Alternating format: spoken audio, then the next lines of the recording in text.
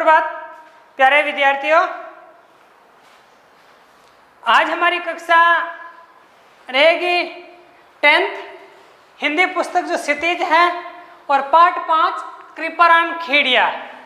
कृपाराम खेड़िया एक जाना पहचाना नाम जिससे आप परिचित हो। कक्षा 12th में भी है ये कृपाराम खेड़िया का जीवन परिचय और 10th में भी है। मैं आपको पिछली क्लास से जोड़ना चाहता हूँ। उससे पहले हमने 4 पार्ट पढ़ लिए, तो मैं बार बार इसीलिए लिख रहा हूँ कि आपको आसानी से याद हो जाते हैं। देखिए,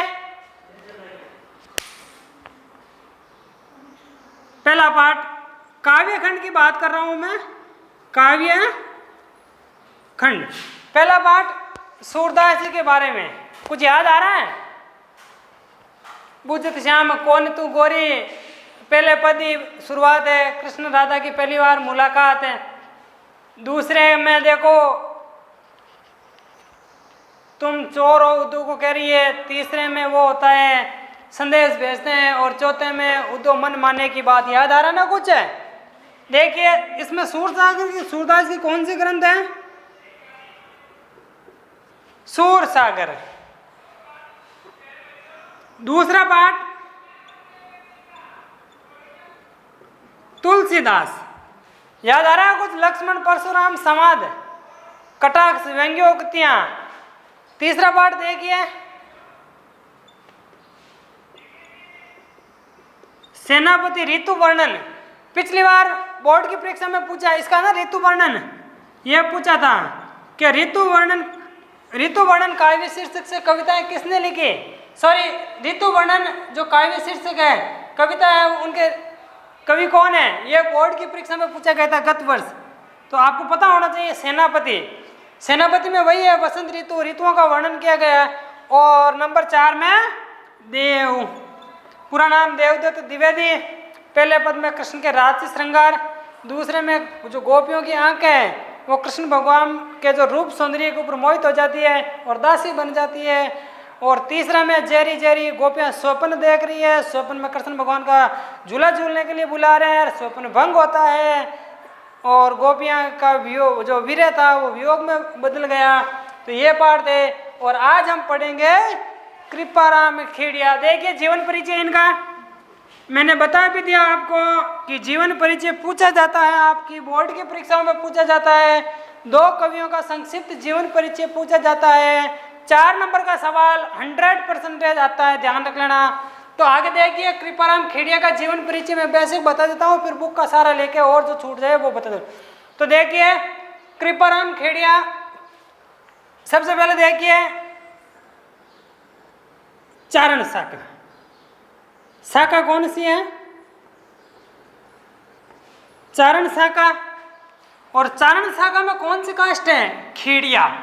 चारण शाखा के खेड़िया जाति, खेड़िया जाते।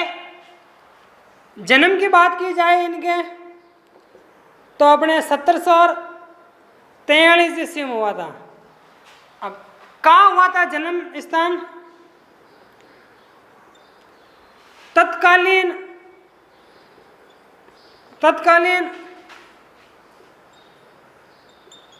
मारवाड़ में। तत्कालीन का मतलब होता है उस समय मारवाड़ कहा जाता था। और वर्तमान में पाली जिले के खराड़ी गांव में, पाली जिले के एक गांव है, पाली जिले जैतारण तहसील में है शायद, पाली जिले के खराड़ी गांव में। अपने राजस्थान के कवि हैं, पाली जिले के खराड़ी गांव में। तो कहाँ हुआ था? तत्कालीन उस समय मारवाड़, और वर्तमान में पाली जिले के जो पाली जिले के जो गांव है खराड़ी में। इनके पिताजी की बात की जाए जगराम खेड़िया। क्या नाम था? जगराम खेड़िया। बताइए देव के पिताजी का क्या नाम था? सोचिए, याद आ रहा है कुछ? बिहारी लाल दुबे। सेनापति के पिताजी का क्या नाम था? गंगाधर। तुलसीदास के पिताजी का क्या नाम था? आत्माराम। और सूरदास जी के पिताजी का क्या नाम था? रामदास। तो ये आपको जीवन परिचय में लिखना होगा। पिताजी का नाम जगराम खेड़िया। अब देखिए सिक्कर के राजा देवी सिंह, मेरी बात ध्यान से सुनना, हर बात लिख के नहीं बताई जा सकती है। सिक्कर के राव नरेश, सिक्कर अपने राजस्थान का डिस्ट्रिक्ट, वहां के देवी सिंह, और देवी सिंह का एक पुत्र था लक्ष्मण सिंह। देवी सिंह और लक्ष्मण सिंह दोनों ही ने इस कृपाराम की खेड़िया की प्रतिभा और विद्वता देखकर, प्रतिभा व विद्वता, विद्वता यानी ज्ञानपूर्ण बातें, प्रतिभा और विद्वता को देख करके और संस्कृत का मर्मज्ञ होने के कारण, ये संस्कृत के मर्मज्ञ थे, ध्यान रखना। संस्कृत मर्मज्ञ का मतलब होता है जानकार या ज्ञानी। तो सिक्कर के राव राजा देवी सिंह और लक्ष्मण सिंह इस कवि की प्रतिभा, विद्वता और संस्कृत मर्मज्ञता को देख करके इनको 2 गांव जागीर में दिए। कौन कौन से दिए? महाराजपुरा और लक्ष्मणपुरा, ये 2 गांव जागीर में दिए। किनको दिए? कृपाराम खेड़िया को। किसने दिए? सिक्कर के राव राजा देवी सिंह और लक्ष्मण सिंह ने दिए थे। आगे बात की जाए, इनकी भाषा कौन सी है? भाषा की बात आए, राजस्थानी भाषा है। क्या, कौन सी भाषा? और राजस्थानी भाषा।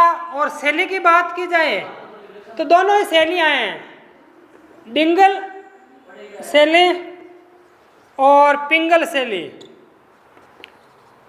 डिंगल शैली और पिंगल शैली।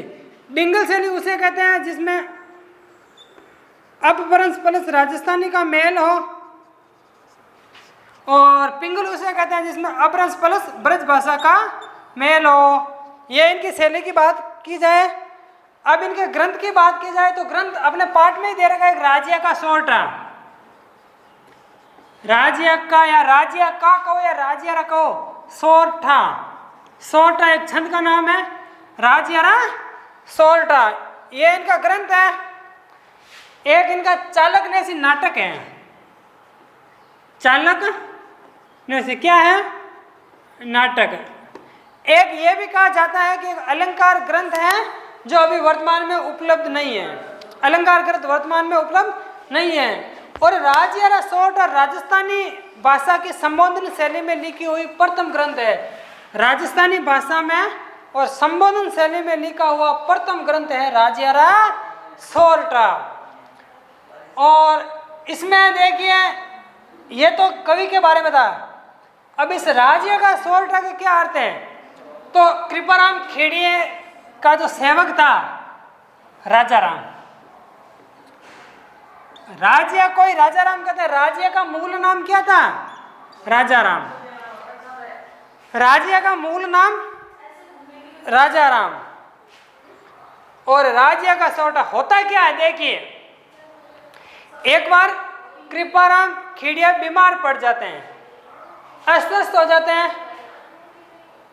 उस समय राज्य ने इनकी सेवा की थी। राज्य ने इनकी खूब सेवा की थी, इतनी सेवा की थी कि ये वापस स्वस्थ हो गए। कृपाराम बीमार होने पर सेवा किसने की? राज्य ने। राज्य का मूल नाम राजाराम। पूछा हुआ सवाल है, राज्य का मूल नाम, बोर्ड की परीक्षा में राज्य का मूल नाम क्या है? राजाराम। तो इतनी सेवा की स्वस्थ हो जाते हैं। फिर कुछ दिनों के बाद देखते हैं कि जो राज्य होता है ना राजाराम, ये उदास रहने लगता है, अनबन सा रहने लगता है। न किसी से बोलना, खाना कम कर दिया, पानी पीना कम कर दिया, उदास रहता था।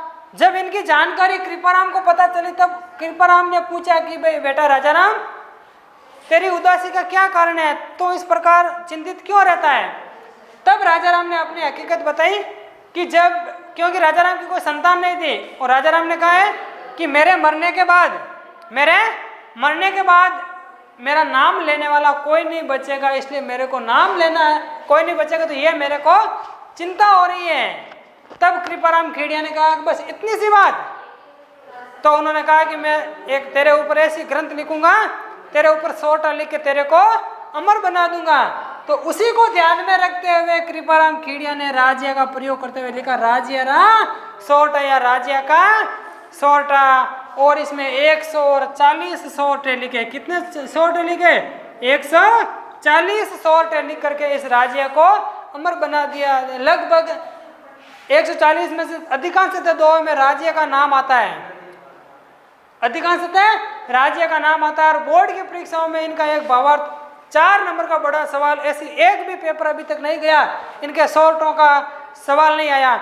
इसमें जितने भी 15, 16, 17 अपने इस पार्ट में शॉर्ट दिए हुए उसकी विस्तार से चर्चा करेंगे। आज हम कृपाराम खेड़िया के बारे में ही पढ़ेंगे। यही था कृपाराम खेड़िया के बारे में। अब इसमें बात आ जाए, इसमें देखिए शॉर्ट छंद है, वेण सगई अलंकार है। अलंकार कौन सा है इसमें? राजस्थानी भाषा का अलंकार है वेण सगई अलंकार। और राजस्थानी भाषा का प्रयोग हुआ है, राजस्थानी भाषा का प्रयोग हुआ है। डिंगल पिंगल शैली तो है ही है। यही कृपाराम खेड़िया के बारे में दिया हुआ है। और इनकी मृत्यु की बात की जाए तो इनकी मृत्यु हुई थी 1833 ईस्वी में। और इनका रचना काल आपको पूछ लें तो 1864 विक्रम संवत में शुरू होता है। विक्रम संवत ईस्वी सन में कन्वर्ट करोगे तो इसमें 57 निकालोगे तो कितने बचेंगे?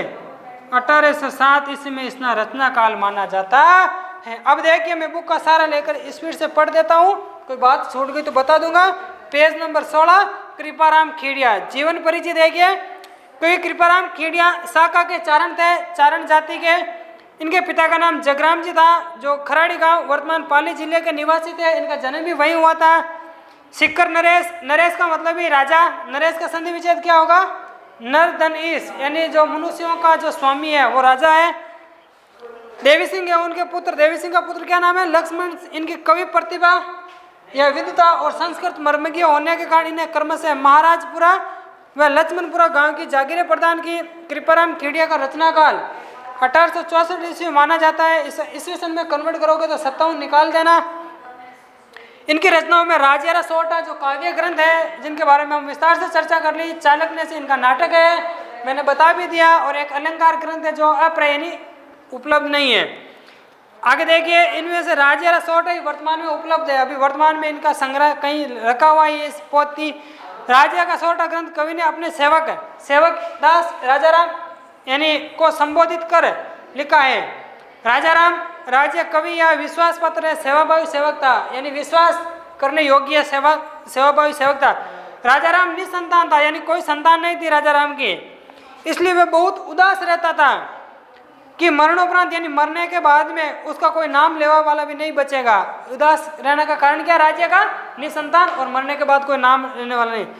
तब कवि ने उसे आश्वस्त किया, यानी सांत्वना दी कि हे सेवक, अपनी कविता द्वारा उसे अमर बना देंगे, सारी दुनिया उसका नाम याद रखेगी। आज भी कोई संतान नहीं थी लेकिन हम याद रख रहे हैं। क्यों?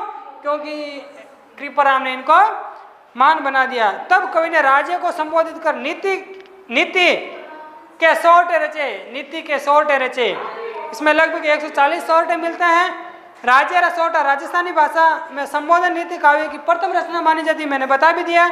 इसमें डिंगल भाषा का प्रयोग हुआ है। डिंगल अपभ्रंश प्लस राजस्थानी दोनों भाषाओं का मिश्रण है। सोटा छंद है तथा वेण सगई मुख्य अलंकार है। इनकी सहजता यानी आसानी से समझ में आने वाली बातें, सरलता, सरल स्वभाव के एवं प्रसाद गुण युक्त। गुण कौन सा है इसमें ध्यान रख लेना। इनके सह प्रसंग व्याख्या की बात की जाए तो आपको बिना कहे वेण सगई अलंकार लिख लेना, राजस्थानी भाषा लिख लेना और प्रसाद गुण का प्रयोग हुआ है। प्रसाद गुण, गुण 3 होते हैं, प्रसाद, ओज और माधुर्य। माधुर्य वहाँ होता है जब मधुरता का भाव होता है। ओज गुण वहाँ होता है जब वीरता की बात आ जाए और बात को आसानी से समझ में आ जाए, वहाँ होता है अपने प्रसाद गुण। कारण राज्य सोटा लोक समाज में बहुत है प्रचलित है। इनकी बातें हर अक्सर समाज में काम आती है और समाज इनको अपनाता है। यही पाठ था आज राज्य सोटा। तो आज के बाद आज केवल आपको इस कृपाराम खेड़िया का आपको जीवन परिचय याद करना है। नेक्स्ट क्लास में हम पढ़ेंगे, इनके शॉर्टों की विस्तार से वर्णन करेंगे। 5 पार्ट हो जाएंगे। फिर बाद में हम लेंगे या तो ग्रामर का टॉपिक लेंगे कोई, या फिर इनका जो काव्य खंड के अलावा जो पद्य गद्य भाग है उनके बारे में हमें पढ़ेंगे। तो आज आपका ये होमवर्क है, इस पार्ट को आप याद कर लेना। धन्यवाद।